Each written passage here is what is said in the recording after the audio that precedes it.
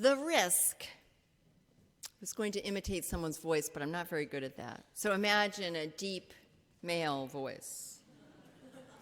The risk. The risk with Unitarian Universalism is that you skate. You skim from cause to cause and theology to theology, but never go deep. That may be interesting and even fun. However, what happens when life is so turbulent that only the deep waters will save you? Is that you skate. What will you do when you have trouble in your life or with one another, or when the pressures of the world pull you in too many directions? That may be interesting and even fun. I was talking with a professor whom I greatly respect. He was telling me why he wasn't a Unitarian Universalist, despite his alignment with our principles and shared belief in our commitment to religious plurality and justice. And this, unfortunately, was not the first time I've had such a conversation with people who are drawn toward our faith and yet cannot commit. They use different examples and slightly different words. However, their messages are poignantly consistent, with certainly some differences.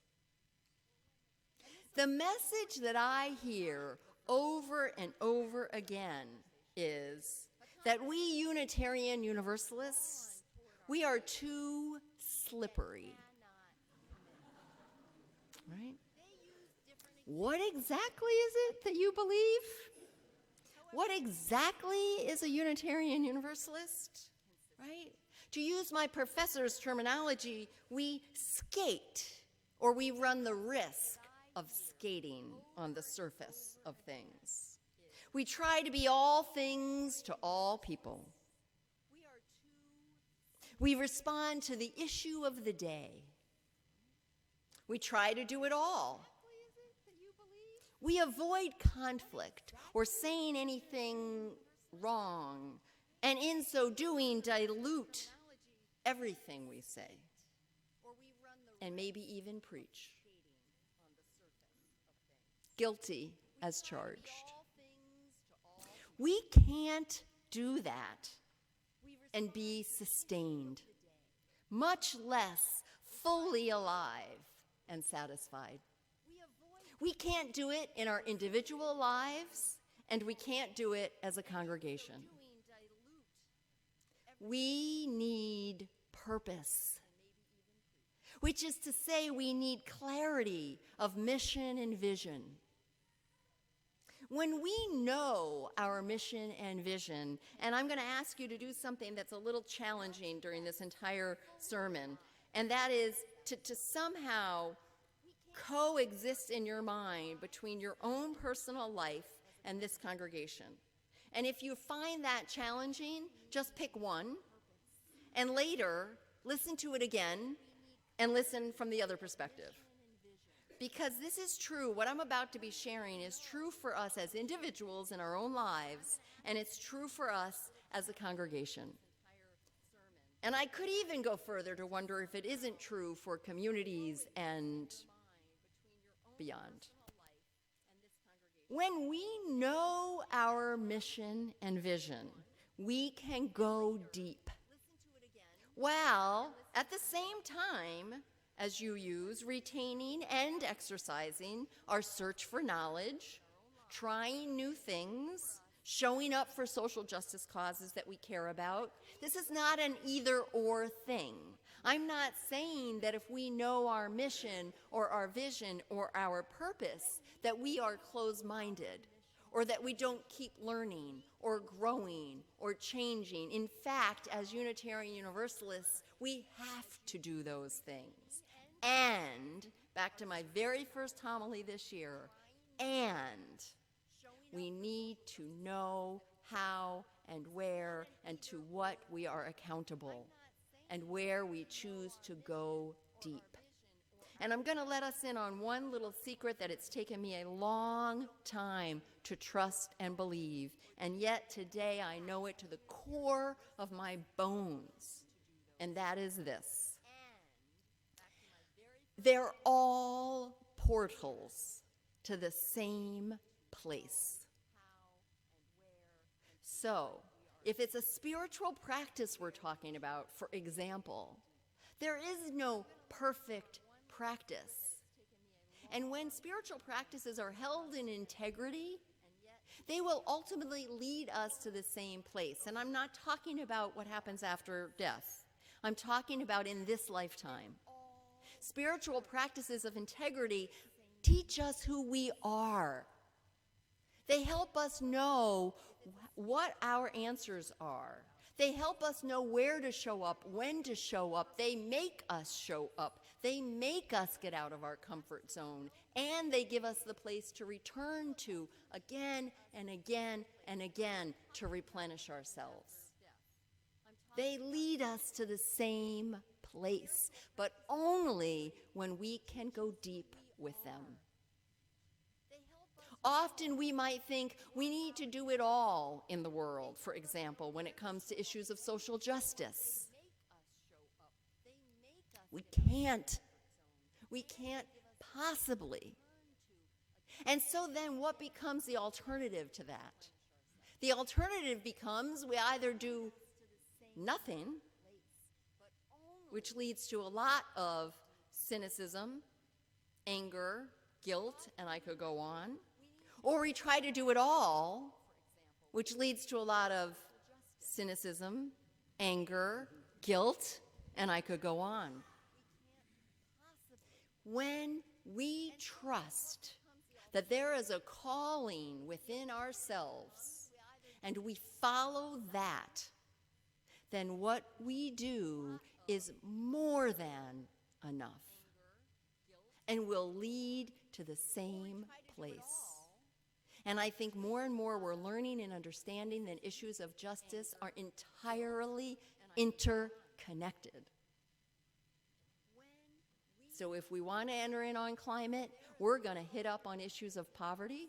We're going to hit up on issues of race. We're going to hit up on all sorts of issues. If we want to enter on issues of race, we're going to come up against the climate. We're going to come up against poverty.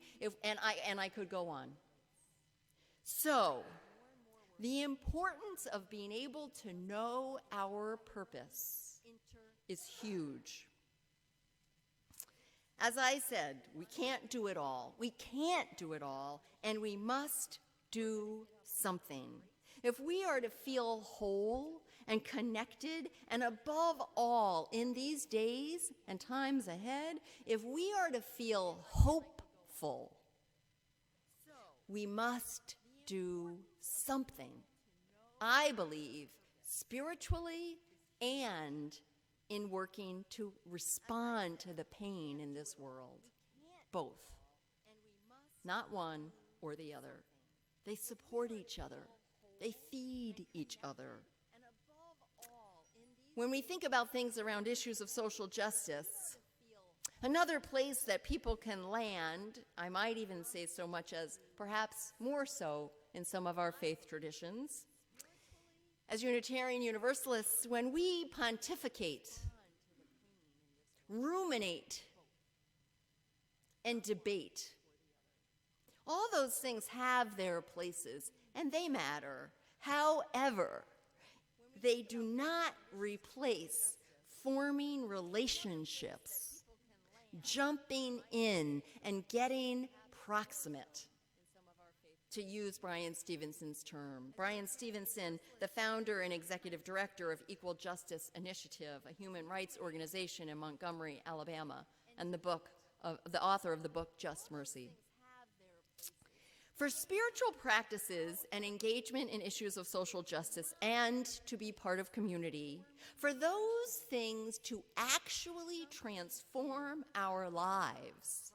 And I just want to stop for a moment and ask, who among us doesn't want our lives to be transformed? Who among us in some way isn't here looking for that? You may be looking right now for that to happen spiritually. You may be looking for that to happen by being engaged in issues of justice and not doing it singularly. You may be looking for that transformation to happen in connection with community.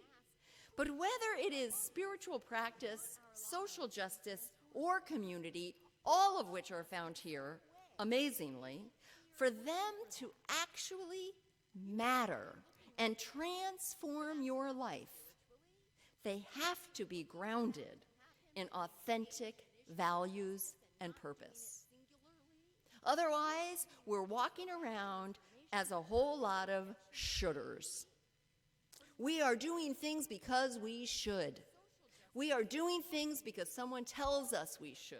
We are doing things because the news says we should. We are doing things because our family says we should. We are doing things because we've gotten into our heads these rules and these ways, as opposed to understanding it is not only okay to understand what matters to us and to make a choice, it is a spiritual imperative in this day and age. Or you will be, and I will be, battered about by the days, and we will get weary. As John Carver said, a crude measure of the right thing beats a precise measure of the wrong thing. So when we're clear about our purpose, mission, and vision, again, as individuals and as a community, we're on fire.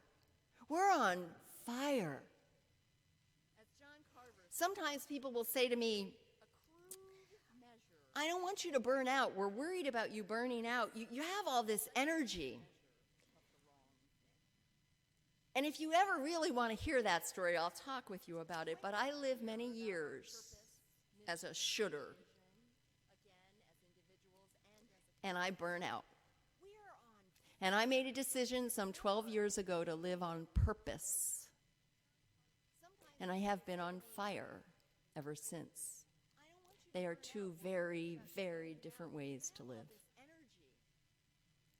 Think of your own life. Think of a time when you knew what your purpose and mission was in your life, right?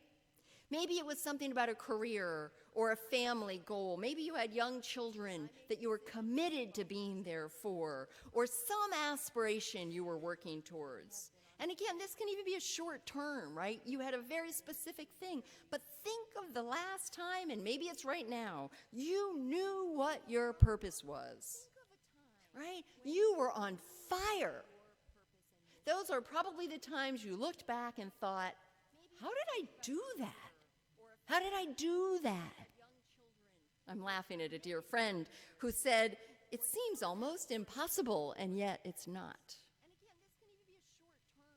Right? Now, think of the times, and this could be today, it could be yesterday, or whatever. Think of the times in your life when you had maybe achieved that mission, or something changed. There was a change in your health, or your family's health, or a career, or you retired, or you used to be a runner and you broke your ankle. Fill in the blanks, right? We've all been all of these things, but think about that time. That's when we run the risk of being at the whim of what other people say and think we should do, as well as being a victim of our own self-doubt and criticism. The same is true at church.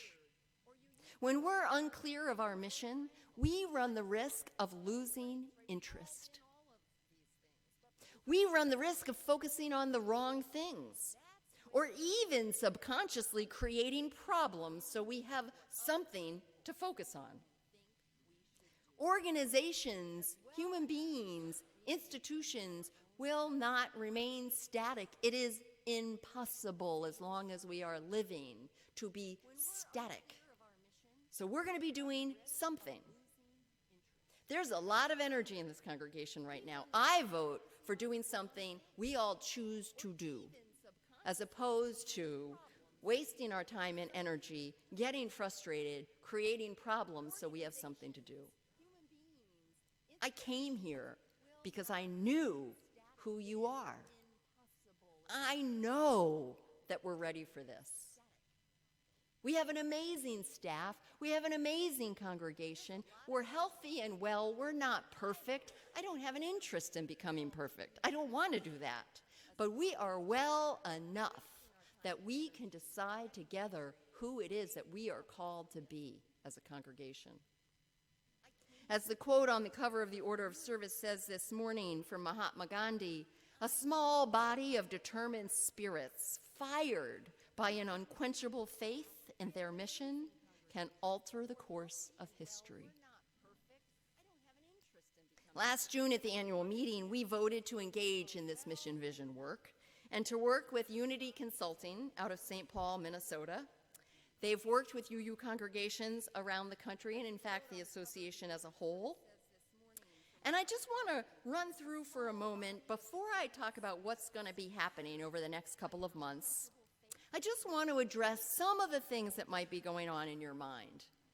One is, you might be saying, wait a minute, why are we doing this? Didn't we just do this when we went through this process of deciding what and who we wanted our next minister to be?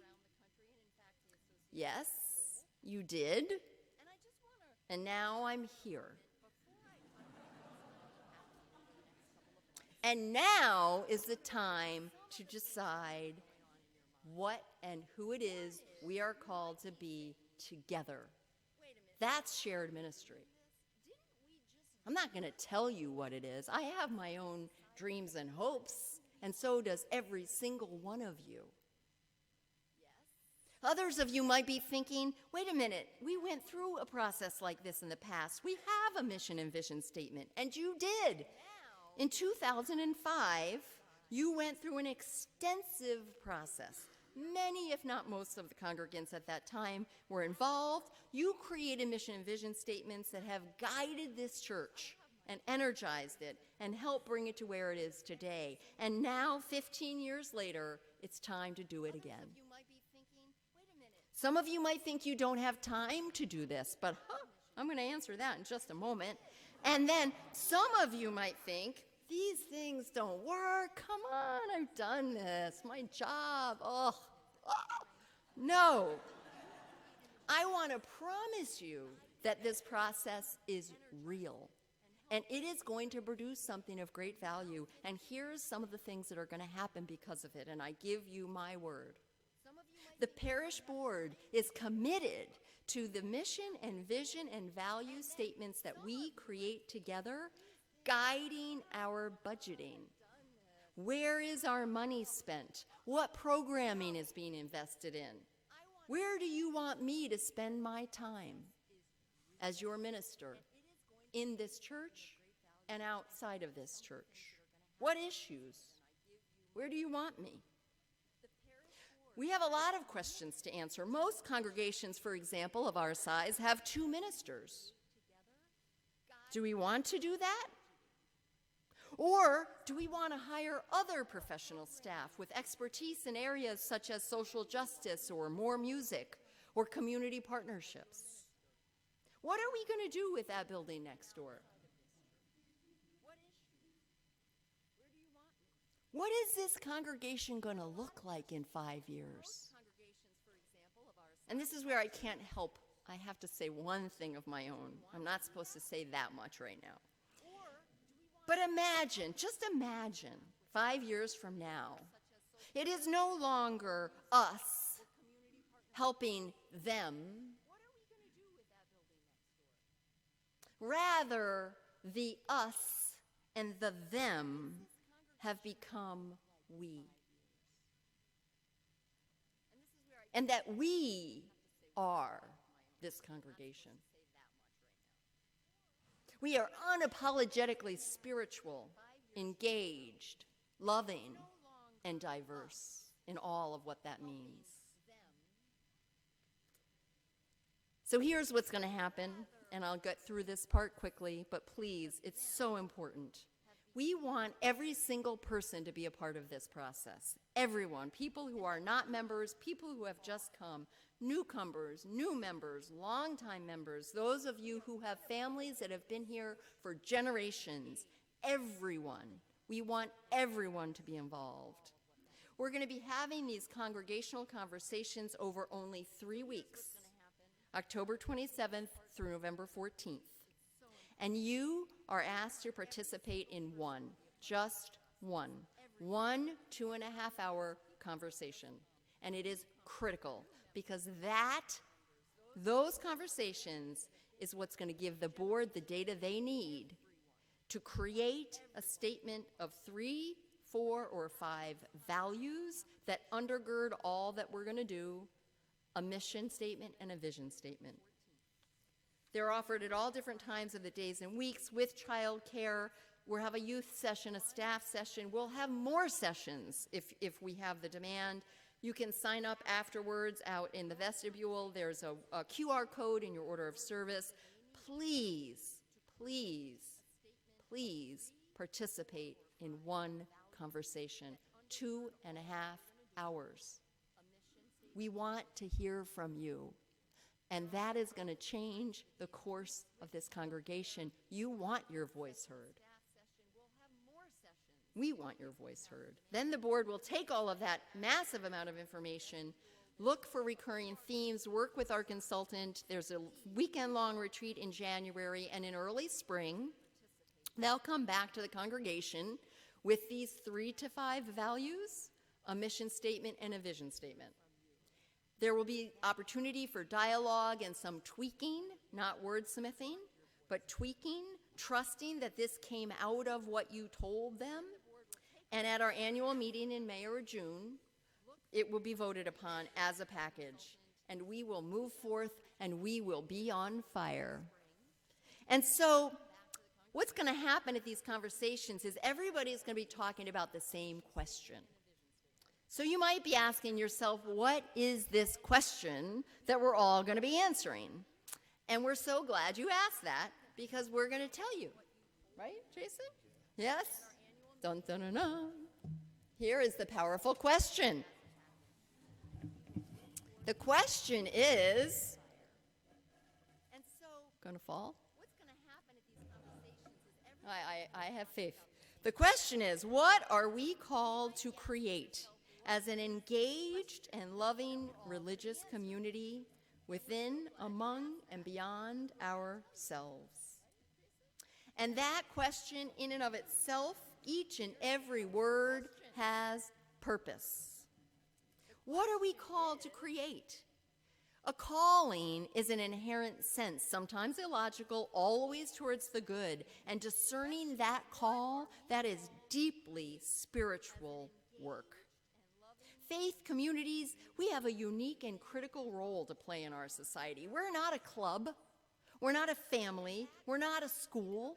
We're a place that brings together values, spirituality, tradition, all ages, and community. So how will each of us be changed as individuals in 5 years? How will this congregation be transformed? What about the community beyond? So, what are we called to create as engaged and loving religious community within, among, and beyond ourselves? How do you answer that question? We want to know. Go to that 2.5-hour session. While you're there, be honest. We want to hear your stories, hopes, and dreams. Trust the process. Trust each other. Trust the call that I know we're going to hear and the answers. Because those things, not only are they going to affect this congregation, they may, just may, transform your life as well. Because don't you know, church has a way of doing that. Amen. We're going to now join